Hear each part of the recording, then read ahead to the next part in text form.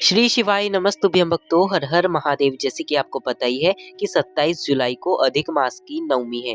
ठीक है, ये जो नवमी है ये अधिक मास और साथ ही साथ श्रावण मास की नवमी है। ठीक है, इस दिन आपको दोपहर 4 बजे से पहले इस उपाय को कर लेना है। 9 बेलपत्र शिव जी की शिवलिंग पर चढ़ा देना है। जो आपकी मनोकामना होगी वो जरूर पूरी हो जाएगी। तो चलिए हम सभी लोग इस उपाय को जानते हैं। ये उपाय मैं आपको पूज्य पंडित प्रदीप जी मिश्रा जी की शिव महापुराण कथा से ही बता रहा हूँ। तो आइए हम सभी लोग उपाय को जानते हैं। ठीक है, इस वीडियो में मैं आपको टोटल 2 उपाय बताऊंगा। पहला उपाय होने वाला है आपकी इच्छा के लिए, मनोकामना के लिए, और दूसरा उपाय जो होने वाला है वो धन संपदा के लिए होने वाला है। ठीक है, जो नवमी के दिन ही होते हैं वो उपाय मैं आपको बता रहा हूँ। ठीक है, तो आप इन उपायों को अवश्य सुनकर जाना अपनी मनोकामना के लिए। ठीक है, तो पहला उपाय जो है वो 9 बेलपत्र से है। ठीक है, तो 9 बेलपत्र, सावन का महीना चल रहा है, आपको आसानी से मिल जाएगी। ठीक है, मिल जाएगी ना बेलपत्र। अगर नहीं भी मिलती है तो आप शंकर जी के मंदिर में से, जो शंकर जी की शिवलिंग पर 9 बेलपत्र चढ़ी रहेगी, या फिर कहीं पर भी बेलपत्र होगी शिव जी की शिवलिंग पर चढ़ी होगी बेलपत्र, तो उन्हें धोकर आप यूज कर सकते हो। ठीक है, यानी कि आपको 9 बेलपत्र की जरूरत है। ठीक है, आप चाहे कहीं से भी 9 बेलपत्र ले लो। ठीक है, लेने के बाद वो पहले बेलपत्र को देख लेना कि वो कटी फिटी कहीं से ना हो, वरना इस उपाय का फल आपको नहीं लगेगा। ठीक है, कटी फिटी बेलपत्र मत लेना। जैसे स्क्रीन पर आपको सुंदर सी बेलपत्र दिख रही है, आपको ऐसी ही 9 बेलपत्र ले लेना है। ठीक है, ले लोगे और इन 9 बेलपत्र को आपको लेकर जाना है शंकर जी के मंदिर में 27 जुलाई को। ठीक है, कब जाओगे? नवमी तिथि को, क्योंकि ये 4 बजे के लगभग शायद ये जो नवमी तिथि है ना ये समाप्त हो जाएगी। तो आपको 4 बजे से पहले इस उपाय को कर लेना है। ठीक है, तो कैसे करना है इस उपाय को? 9 बेलपत्र हम लेकर गए। सबसे पहली बेलपत्र जो भगवान गणेश जी का स्थान है। ठीक है, आप शिवलिंग के राइट साइड पर देखोगे तो गणेश जी का स्थान होता है।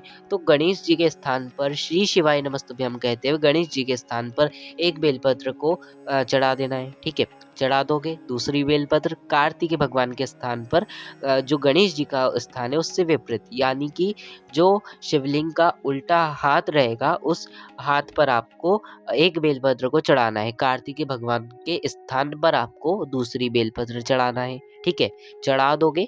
जो तीसरी बेलपत्र रहेगी वो माता अशोक सुंदरी जी का जो स्थान है। ठीक है, सबको पता है माता अशोक सुंदरी जी के स्थान पर हमें तीसरी बेलपत्र को श्री शिवाय नमस्तुभ्यं कहते हुए, और जो माता अशोक सुंदरी है उनसे जो भी आपकी कामना है वो सब कह देना है।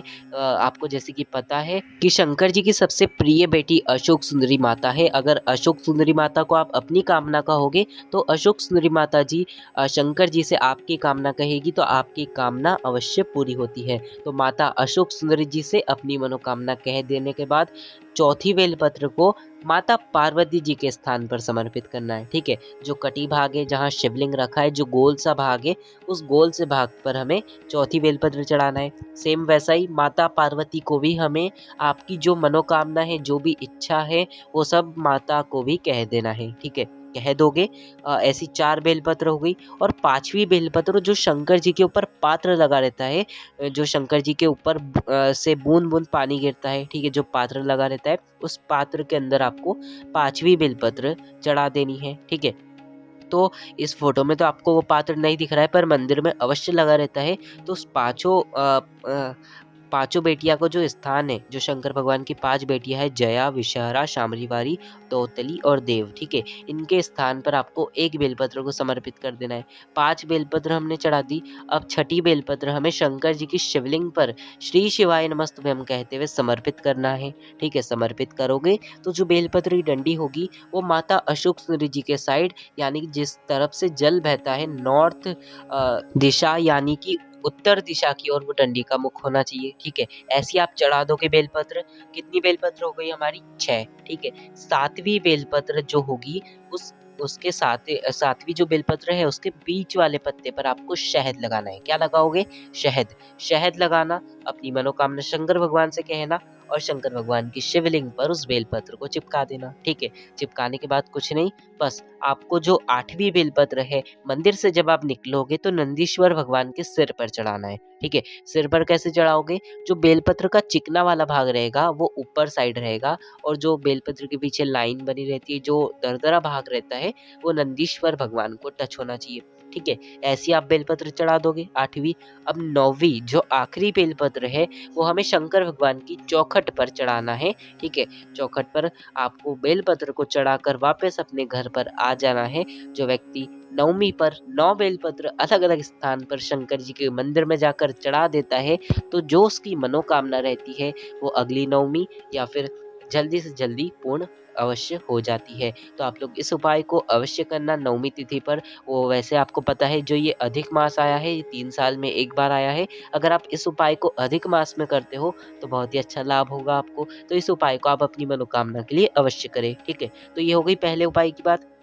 अब जानते हैं हम सभी लोग दूसरा उपाय, जो कि होने वाला है धन वृद्धि के लिए, ठीक है। धन वृद्धि के लिए अच्छा उपाय है, जैसे कि कोई आपका व्यापार हो, जो व्यापार नहीं चलता हो, दुकान हो, नहीं चलती हो, कोई व्यापार नहीं चलता हो, कोई धन की आपके घर में कमी हो, धन आता नहीं हो, 1 रुपए कमाते सवा रुपए खर्च होता, पैसा नहीं हाथ में दिख रहा है, तब इस उपाय को हमें कर लेना चाहिए, ठीक है। इस उपाय को कैसे करोगे? आपको स्क्रीन पर क्या दिख रही है? हल्दी, ठीक है। कौन-सी? पीसी हुई हल्दी भी दिख रही है और खड़ी हल्दी भी दिख रही है, ठीक है। आपको जो भी हल्दी मिल जाए, ठीक है। पीसी हल्दी मिल जाए तो पीसी हल्दी ले लेना। अगर ऐसी गाँठ वाली हल्दी मिलती है तो उसको पीस कर पाउडर फॉर्म में तैयार कर ले लेना, ठीक है। दोनों हल्दी में से कोई भी हल्दी ले लेना। गुरुजी ने ऐसा नहीं कहा कि हमें गाँठ वाली हल्दी को ही लेना है, उसे पीसना है, नहीं। गुरुजी ने कहा है सिर्फ़ हमें हल्दी की ज़रूरत है, ठीक है। पीसी हल्दी की, ठीक है। आप उसको चाहे गाँठ को पीस लीजिए, चाहे आप पाउडर फॉर्म में ले लीजिए, ठीक है। अगर आप गाँठ वाली पीसोगे तो थोड़ा ज़्यादा प्रभाव पड़ेगा, तो आप हल्दी को पीसकर पाउडर फॉर्म में तैयार कर सकते हो, ठीक है। अगर नहीं पीसना चाहते तो पीसी वाली हल्दी ले सकते हो, ठीक है। कितनी लेना है? मात्र 1 चुटकी 2 चुटकी, ठीक है। ले लोगे। आपको इस हल्दी को और साथ ही साथ आपको लेना है 1 लोटा जल, ठीक है, जो शंकर जी को बहुत प्रिय है आपको पता है, ठीक है। 1 लोटा जल हमें ले लेना है और इन दोनों चीज़ों को हमें लेकर जाना है आँवले वृक्ष के नीचे। कहाँ जाओगे?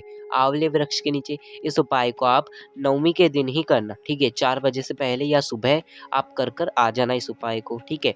तो 1 चुटकी हल्दी और 1 लोटा जल को हमें लेकर जाना है आँवले वृक्ष के नीचे, ठीक है। जाओगे, जाने के बाद जो 1 चुटकी हल्दी हम लेकर आए, वो आँवले की आप जड़ देखोगे ना, जड़ ऐसी थोड़ी-सी ऊपर रहती है, तो उस जड़ पर हमें भगवान हरि हर, ठीक है, हरि प्लस हर यानी कि हरि भगवान और हरि हर महादेव जी का नाम लेकर आपको आंवले के वृक्ष के नीचे वो हल्दी को समर्पित कर देना है, ठीक है। किसका नाम लेना है फिर से सुन लीजिए। जो हम घर से 1 चुटकी 2 चुटकी हल्दी लेकर आए हैं पीसी वाली, उस हल्दी को हमें आंवले वृक्ष के नीचे भगवान हरि हर महादेव, किसका नाम लेकर? हरि हर महादेव जी का नाम लेकर समर्पित करना है।